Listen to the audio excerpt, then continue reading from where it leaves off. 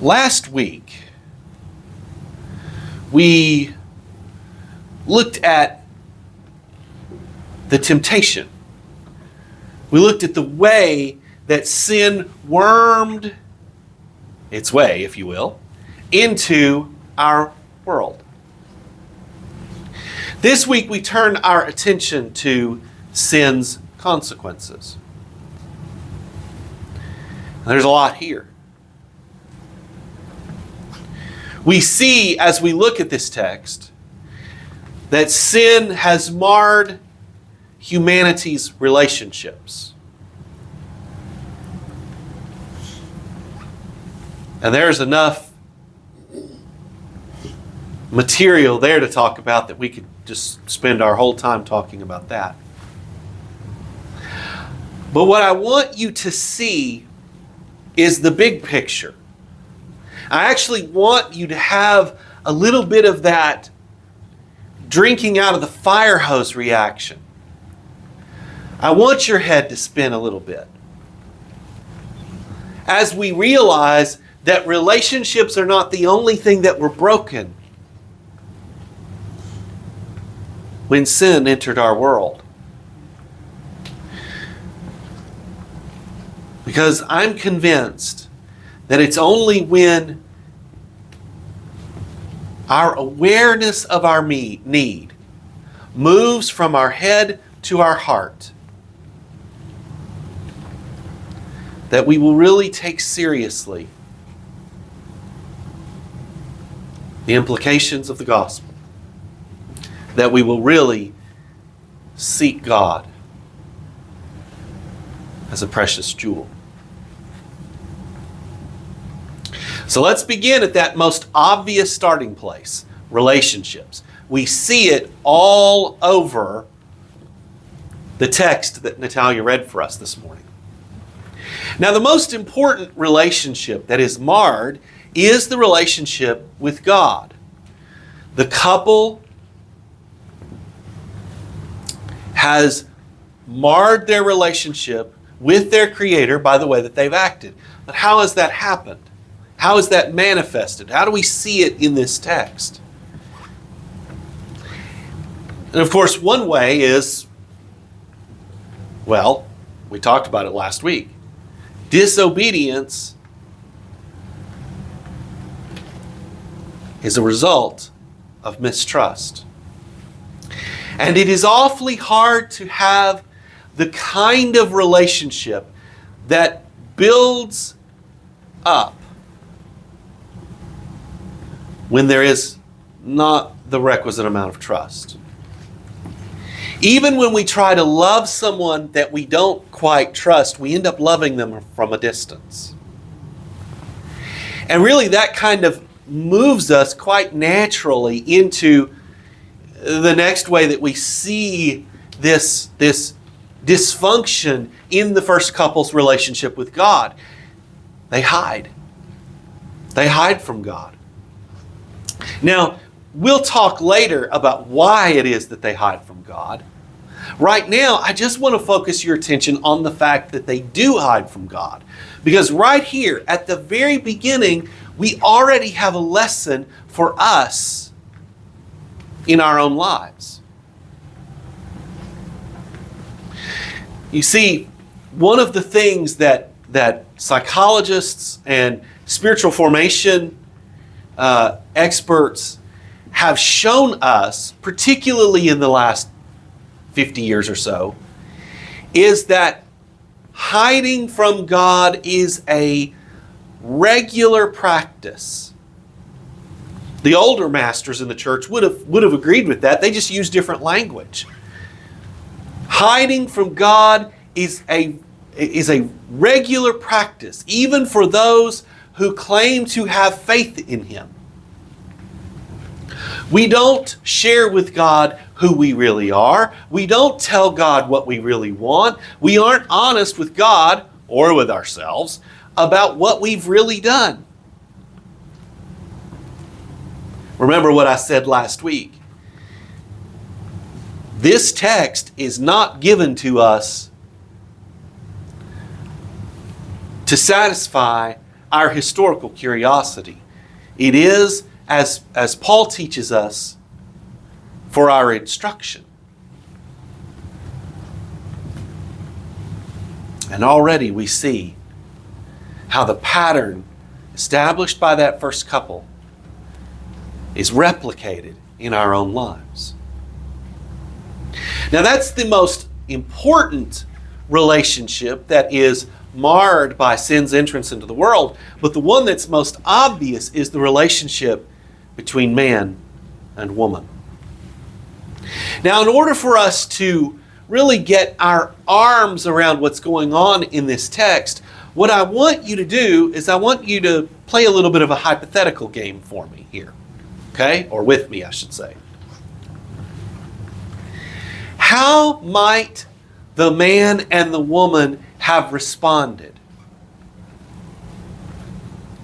And how did they actually respond? Well, they actually responded by shifting the blame, right? But what if they had actually shared the blame? What if Adam, when God shows up, says, hey, you know, I messed up. I saw the woman, this wife that you've given me, over there talking to that snake, and I knew that that snake had no business talking to her. And then I overheard what he was talking about, and I knew that that was not a good conversation. I should have stepped in and put an end to it right there. And what if the woman, instead of what she actually said, jumped in there and said, no, it's not Adam's fault. Don't blame him for what I did. I was the one who messed up. I shouldn't have listened to that. I should have told that idiot snake to go back and do snake stuff. How would that have changed their relationship with each other? You know, it is true that we learn some things by being on this side of the fall. And one of the things that we learn is that real love is forged, or at least proven, but very often forged in the crucible of adversity.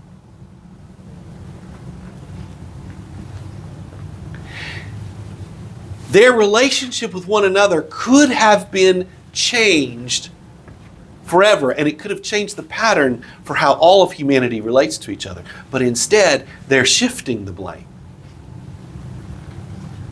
And do you see immediately how this dysfunction in their relationship with each other is related to their dysfunction in their relationship with God? Right? Did you notice the subtle little thing, particularly about Adam's excuse? Well, God, this woman that you put here with me, it's her fault, right? And what he's really implying is, well, not only is it the woman's fault, well, God, it's your fault for putting her here, right? Now, the woman, for her part, at least what she says is true. The snake deceived me and I ate. He did, and she did. But there's no recognition of her own culpability, right? And so already you see a pattern established that is replicated throughout human history. Elizabeth Newman is a conservative Christian who worked in the first Trump administration on counterterrorism and extremism. One of the things that she points out, other people have pointed this out too, is that extremists function by creating a scapegoat to blame. They function by pointing to our angers, our resentments, our anxieties, and saying, well, it's their fault. Well, you know, if there just weren't any Roys in the world, we could all have as many ribs as we want. Right. So I'll tell you what, we'll just round up all the Roys and we'll put them in these camps and we'll feed them on nothing but turnips. And then that'll make everything go. Of course, I'm making light of what is a very serious phenomenon in human history. That is exactly the argument that the Nazis made before World War II. And it is an argument that has been made over and over and over again. Whether it's radical Hutus blaming Tutsis in Rwanda, whether it's Pol Pot and his regime blaming the educated in Cambodia,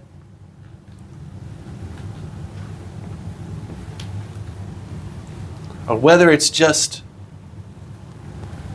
a husband blaming a wife blaming a husband. We see it all the time. Then there is this interesting note about desire. Look at the very end of verse 16 there. God is speaking to the woman. And he says to her, your desire will be for your husband, and he will rule over you. We'll talk about the rule over you part in just a minute. But let's talk about that desire part.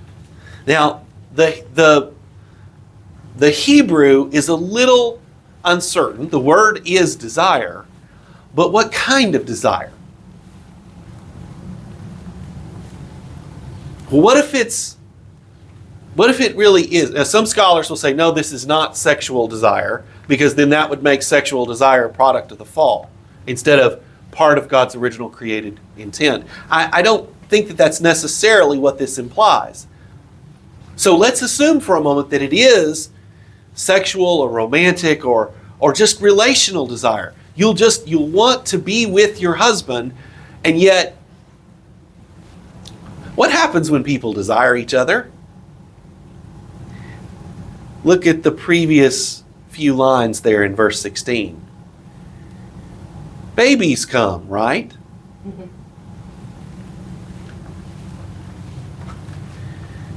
And yet now, desire doesn't lead simply to joy. Desire leads to suffering. And when the text is talking about the pain of childbirth, it is not simply talking about the physical pain. It's also talking about the emotional turmoil that comes with childbirth. And remember, this is a world in which not just infant mortality rates were extremely high, but maternal mortality rates were extremely high. I've probably told you this story before, but when I was born by cesarean section, and I was several weeks late, and they found that the umbilical cord was wrapped around my neck a couple of times.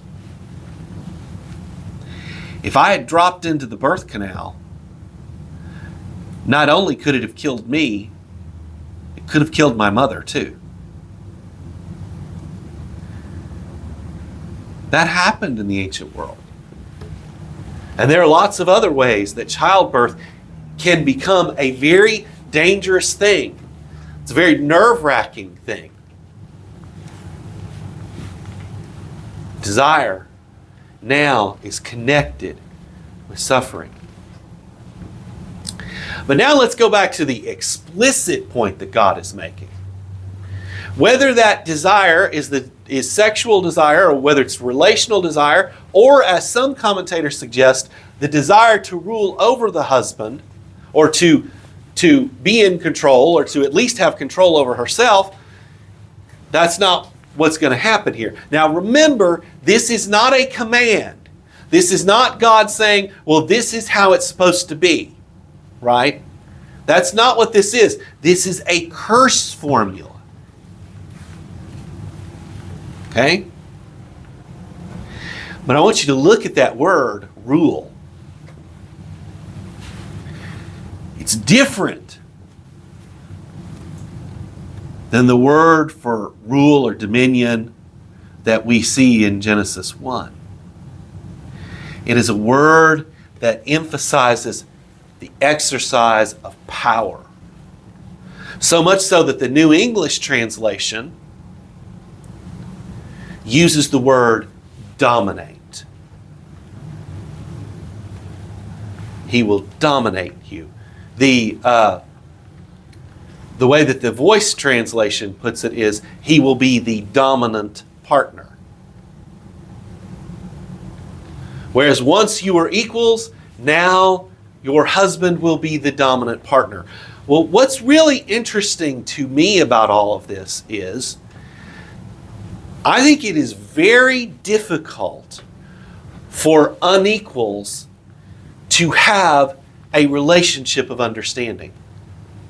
And what is it that we have seen throughout human history? We have seen this disjunction, this division between men and women. I want you to turn your attention for a moment to Ecclesiastes 7, verses 26 through 29. There are some translational issues here, but the way that the NIV translates these verses and the way that the New Living Translation translates these verses, it's very stark.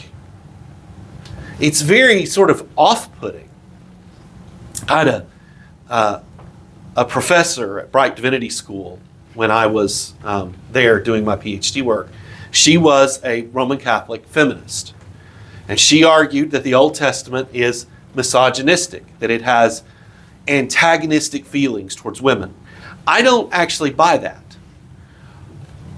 But when you read this text, it really does feel antagonistic towards women. The way that the NIV translates it, especially there in verse 28, is, look, I can find one good man in 1,000 that I run into, but I've never found a good woman.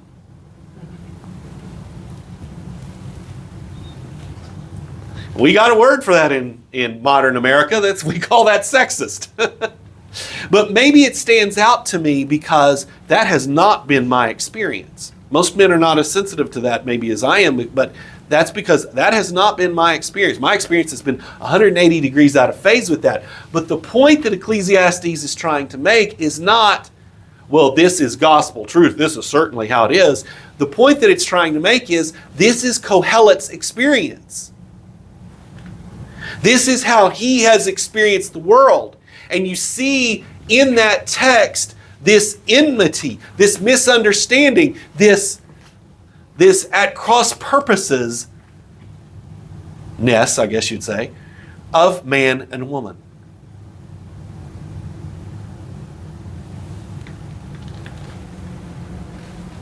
It's very hard for there to be mutual understanding when there is that kind of asymmetry in power. It creates barriers that make it difficult for people to relate to one another. And that too is a pattern we have seen replicated, not just in relationships between men and women, but in other relationships as well. So there's a lot to chew on just right there. Our relationships with one another, our relationships with God, but sin has also disrupted the couple's relationship with the created order. No longer do they sort of work with the grain of nature. Now it feels like they're in a contest of wills, right? So this man, he's going to bust his tail just trying to get enough bread to eat. And that work is going to be laborious. It's going to cause suffering. It's the same Hebrew word, by the way, that we have in the passage about women in verse 16. Right? So he too is experiencing this suffering by the agricultural work that he does. And some of you who've done farm work, you know it can really be back-breaking work.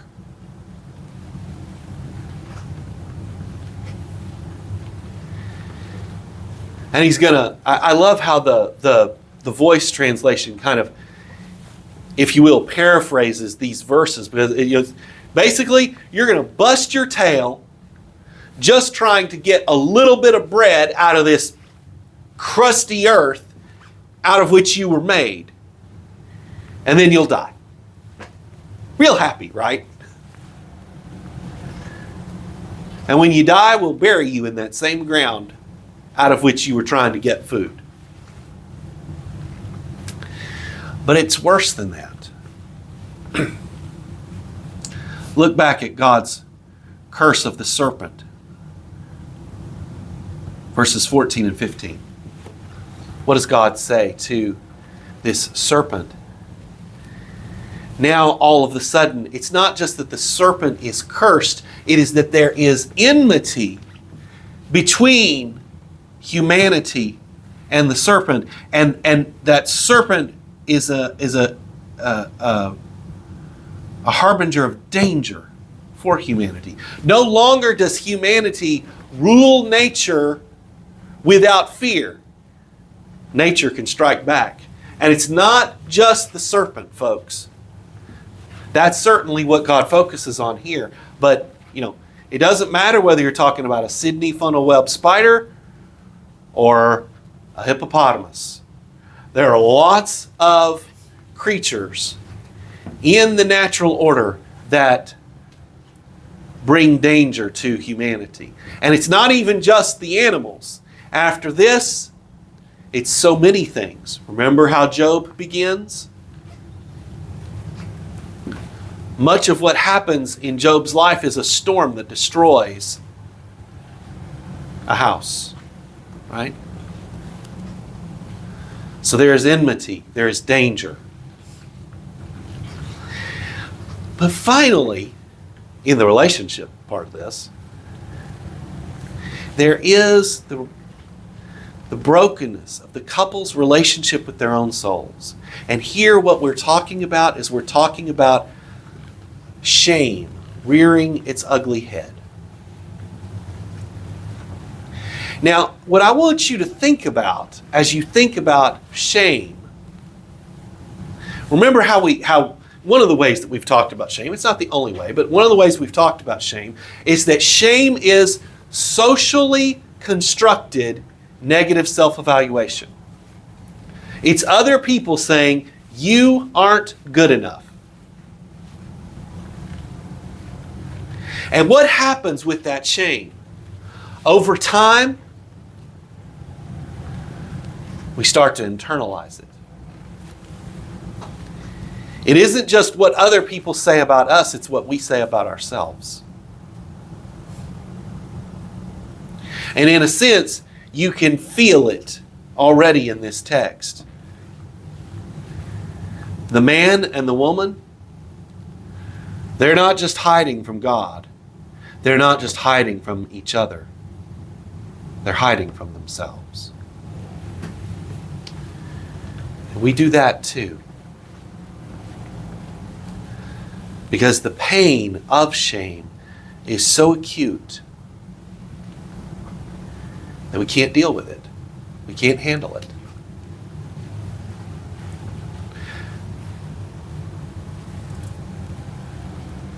Now, that's a lot to think about just right there. You might be thinking to yourself, can we stop now? There's just, this, A, this is really depressing, and B, my head hurts. No. Because what we're going to see is these other consequences that we're going to talk about this morning, they intertwine with these relationship issues. So we've talked about sin's implications for relationships. Now let's turn to sin's impact on the created order. We were just talking about that, right? But let's say this again. Let's be more explicit about what's happening here. And a lot of this is Christian theological reflection over the millennia and Jewish theological reflection before that. We're thinking about what is really happening here, even if it's not explicit. What's really happening here? Well, remember that part of what's happening in Genesis, as creation takes place, is that order is being brought to chaos. But now, again and again in the Genesis story, what we see is the return of chaos. And not only do we see the return of chaos, but we see the emergence of decay. It's not just that we can't control what's happening around us. It's not just that it's disordered and unproductive. It's that even the good things that we have, we'll come back to this point in a minute, even the good things that we have start to fade. What's the saying that we like to use these days? Growing old ain't for sissies. And that's true. That's true. Again, we could spend a lot of time teasing out that point, but with all this chaos come catastrophes. Some of them are man-made. Some of them we brought about. Now, I used to be a global climate change skeptic. I'm not anymore. But you don't have to take my word for it. In fact, you shouldn't. I'm just a dumb preacher. Don't listen to me. Listen to climate scientists like Katharine Hayhoe, who is a Christian and also a very skilled scientist. Don't listen to some knucklehead on the internet or some knucklehead who happens to be preaching to you. That's, but whatever you think about that, there are other examples of human-created catastrophes. 3 Mile Island, Chernobyl, Fukushima. But a lot of catastrophes are not primarily man-made. There's nobody you can blame for that tornado that basically turned Gerald, Texas upside down. That was so powerful, it mowed the dirt. There's nobody you can blame for that. There's nobody you can blame for the Spanish flu of 1919. Maybe you can, sort of blame circumstances for how it spread. People coming home from World War I and all of that kind of stuff. But there's nobody you can blame and say, well, this was Joe Biden's fault, or this was Donald Trump's fault. They did it. It was their fault. We blame them. No, that's not how this works. It's a flu virus. There's nobody you can blame for the bubonic plague. Yes, you can say, hey, look, some of the things that they did to try to prevent the plague spread actually made things worse. That is true. But it's not like there was somebody walking around going, I'm going to give Nelda the plague.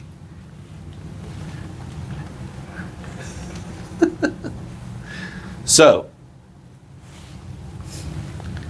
some of these catastrophes are not anybody's fault. It's just the world in which we live. That's why we as Christians talk about the fallenness of creation. Now, there's a very important point I think we need to make in relation to this. I've talked about it in terms of the distorting of goodness. God's creation is good. That's true. You are made in the image of God. That's true. But that doesn't mean, there was a song on the way over here that we were listening to that says that God wouldn't change a thing about me. That's not true. The things that are distorted or warped about you, that are, those things can be, deeply embedded in your creation. That does not mean that God did it. It doesn't mean that God made me blind. It doesn't mean that God made your friend same-sex attracted. It doesn't mean that God made so-and-so down the street with a propensity for alcoholism. Now, why is it important to make that point? Because sometimes what we will decide to do is we'll say, well, this is just how I am, and you should just accept me. God does. No. Some of the things, even when they are deeply embedded within our genetic code, and they are embedded in who we are in this world, they still are the results of the brokenness of our world, not of God's good created intent.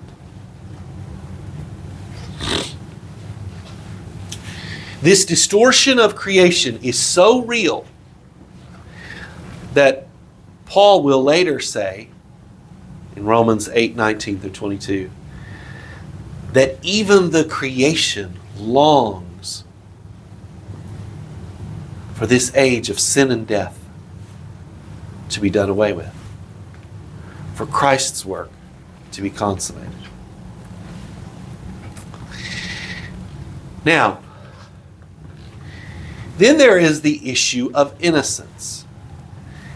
Death, or sin, I should say, we'll come to death in a moment. Sin does away with humanity's innocence. Now, we talked about how important innocence was when we were talking about Genesis chapter 2. Notice how that innocence makes its exit. Look there in verse 7. It says that the couple's eyes were opened. Now, when I was first writing this sermon, I was like, okay, so what is it that they learn? But as I thought about it, as I reflected on it, it's not like they actually learned anything. They just became aware of things that they already knew. Are you telling me they didn't know they were naked? Well, of course they knew they were naked. What they didn't know was that being naked meant anything. We as humans do this all the time. Brain scientists will talk about how we can see something, but our brain doesn't really recognize it because it doesn't matter to us. It's sort of like, you're walking by and you see this long brown thing on the floor or on the ground. And if your brain just kind of goes, stick, you don't even consciously recognize that long brown thing is on the ground. But if you see that long brown thing on the ground and all of a sudden your brain goes, snake, now you see it. Now you consciously see what it is, and your mind starts calculating how you should react in order to approach that problem, the problem created by that long brown thing on the ground. That's Jim Wilder's example there that I'm using. So what is it that they are now aware of? Well, they're aware of their vulnerability. They're aware that being naked opens them up to this possibility of being harmed. Just a little aside, that's one of the reasons why I think I may have mentioned this last week. All sex involves vulnerability. It's how we handle that vulnerability that matters. Do we use that vulnerability to harm, or do we use that vulnerability to nurture, to make people feel safe? So it's not just their vulnerability that they recognize, they also recognize their difference from one another. Again, there's no way they didn't know that they were different from one another. They were naked.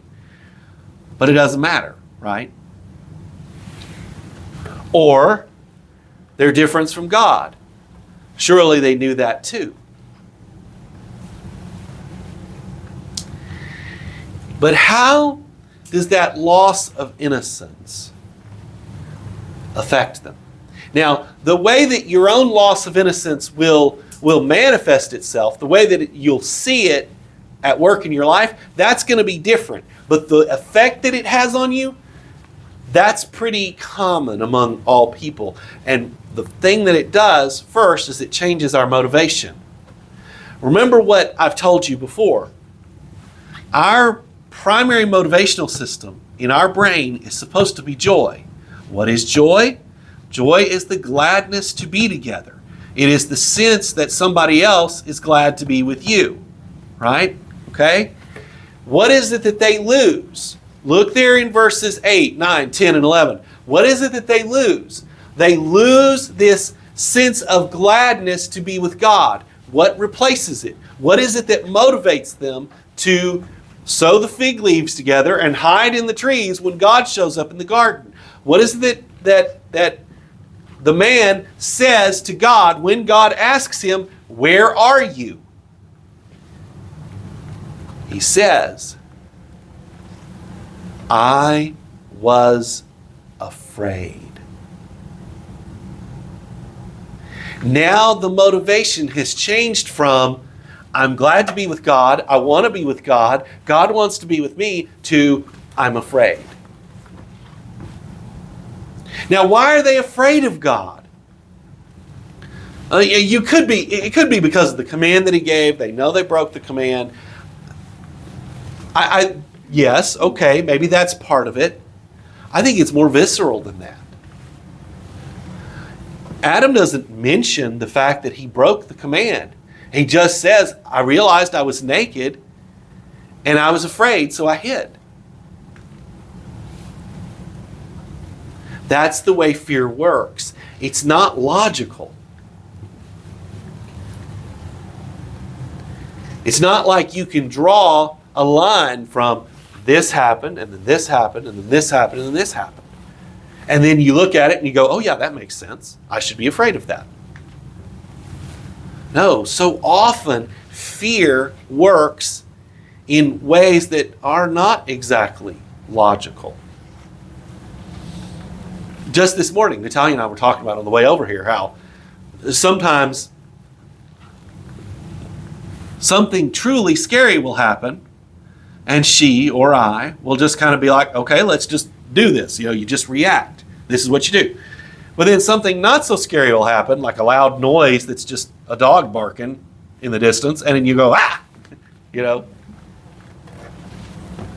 Fear isn't necessarily logical, which is why we do some really dumb things when we are afraid.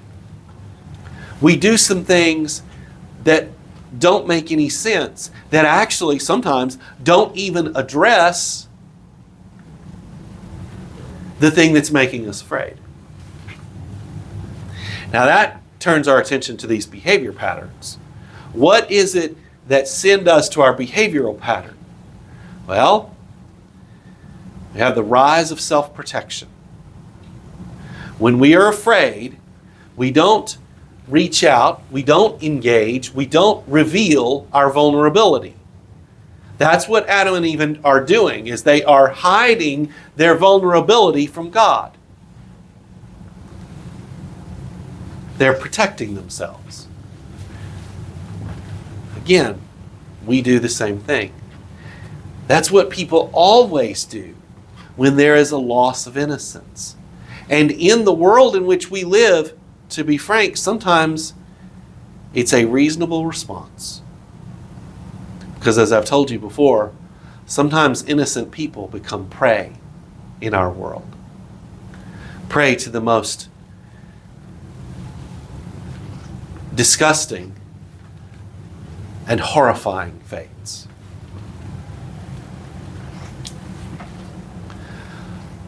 But overall, that pattern of self-protection, it is the thing that causes us to not obey God and to not live as we ought to live. You're hearing even a lot of conservative Christians these days say, "Well, we ought to love our people first." Well, that may sound really logical, but it's just self-protection. Me and my kind, whatever my kind happens to be. It's not good public policy, and it's not Christian. It's just not. Now,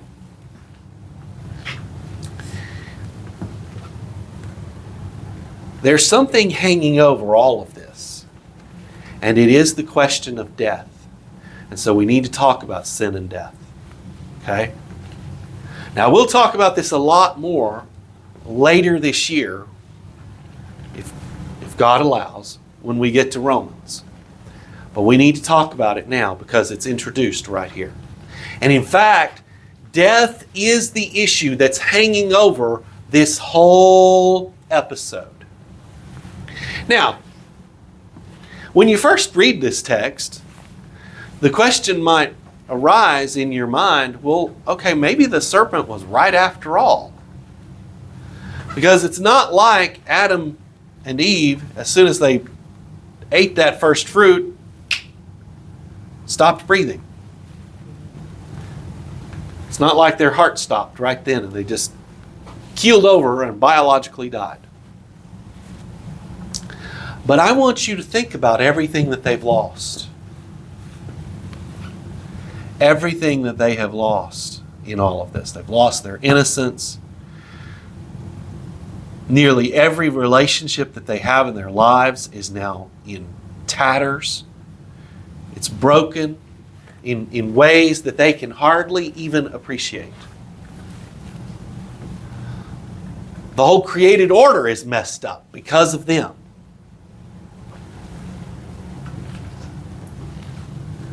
Was the snake really right?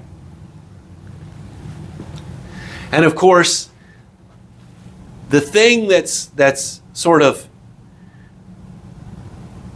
lurking behind the scenes is that the clock has started on them both.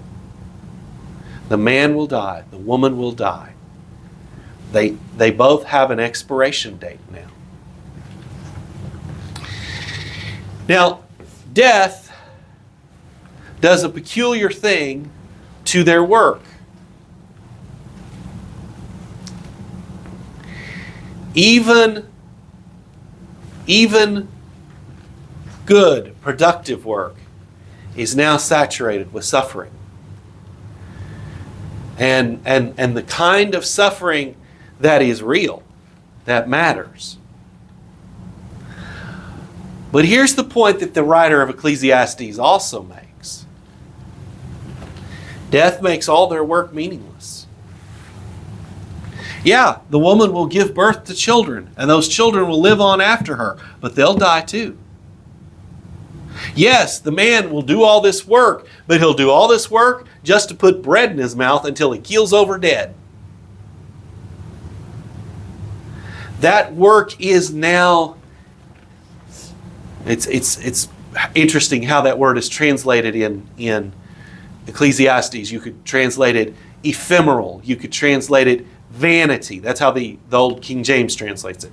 You could translate it meaningless.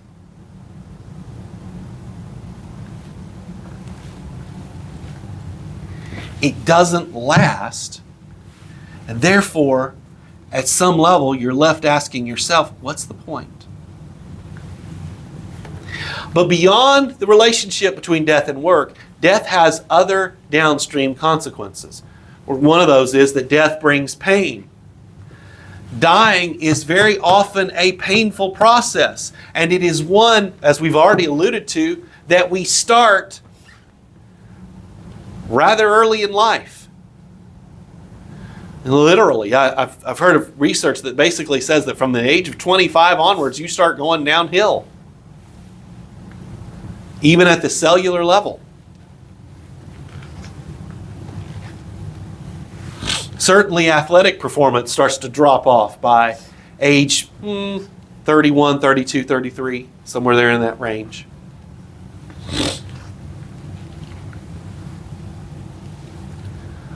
But as we get older, that pain, that limitation, it intensifies. Death brings grief. Death brings grief. And not just for the ones who are left behind, but for the one who dies. Knowing the pain that their passing will leave for those left behind. You know, I've mentioned this before. It's one of the tragedies of the world in which we live. God has created us to be emotionally and physically and even intellectually dependent upon one another. And yet what that means is that I depend on someone who is finite. Not just in terms of their knowledge or their capacity to love or their physical abilities, but in terms of the duration of their life. Natalia and I have learned that the hard way. And even though Christ in His power, through his helpers, the physicians, brought her back from the brink, it doesn't change the reality that this woman upon whom I depend for so much of my life will one day die. And the only question is, will she leave me or will I leave her? Either way, the devastation is almost unimaginable. Then there's the fact that death separates us from God. Of course, throughout the Old Testament, there's this palpable hopelessness that people have about Sheol. I just remember this psalm where the psalmist is like, God, don't let me die. I can't praise you when I'm in Sheol. It's like he's trying to bribe God. Look, I can't worship you when I'm there, so keep me alive. But I want to talk about a way that death separates us from God that's maybe a little different than what you're thinking about.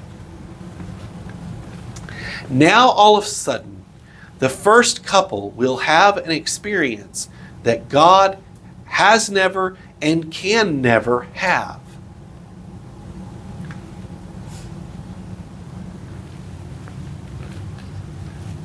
In fact, one might argue that suffering is another one of those experiences, directly related to death, right?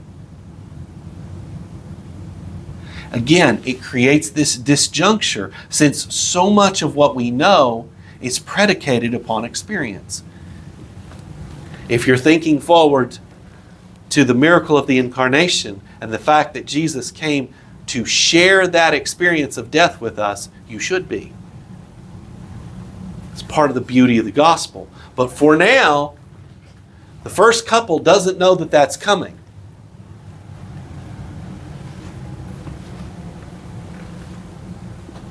Even with that little hint that might be there in the cursing of the serpent. They don't know that that's coming. And there is a significant aspect of their experience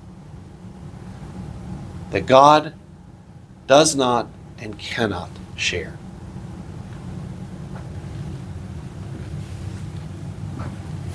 It creates distance between them and God. It's sort of like, and sometimes that distance isn't necessarily a bad thing, but it does make it harder to understand. It's like, I have had a kidney stone. Small one, but I've had one. But I have never and can never know what it's like to birth a child. There's just some things that I can't share that part of a woman's experience. Now, God created us to have that difference, okay? Because He wants some difference so that we have to lean into each other and really listen to each other and really relate to one another. But in a broken world, that kind of difference of experience creates misunderstanding, and misunderstanding creates enmity.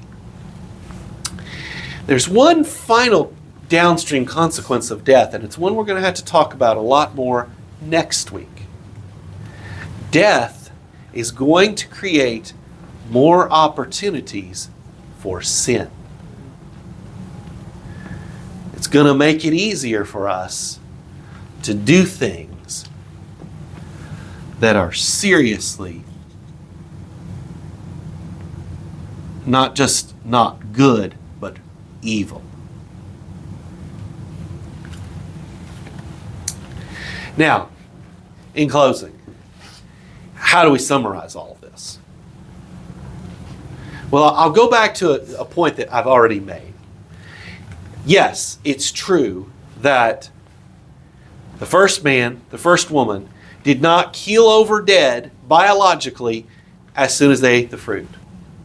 But the world in which they lived was forever changed.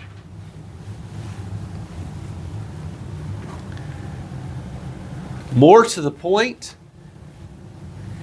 they themselves were changed. They had become different people.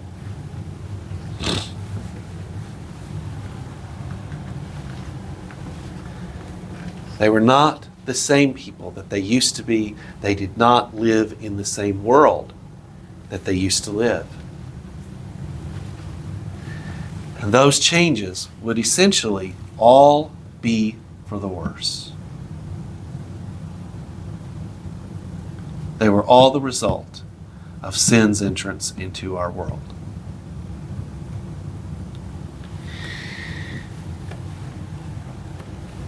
We're going to come back and talk about hope, the glimmers of hope we see in this text later.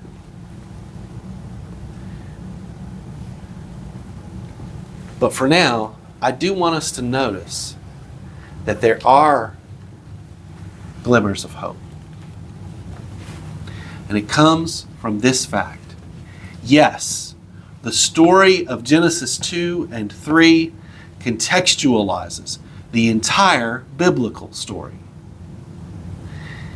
On every page, I should say, we see the horrors of sin laid out for us in detail. In terrifying detail, in fact. But here's what else we see. We see a God who loves people, even messed up people like us, living in a broken world,